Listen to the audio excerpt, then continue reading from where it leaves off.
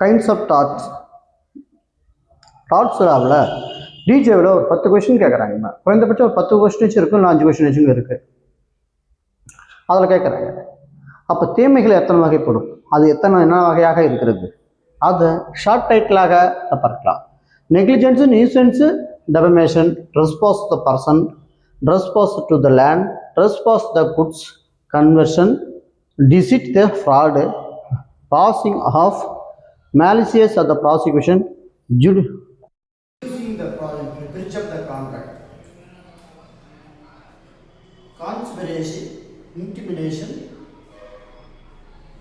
acquiesce liability, strict liability, absolute liability, vicarious liability, economic loss போன்ற தீமைகளில் சட்டங்களில் இத்தனை வகை உள்ளது.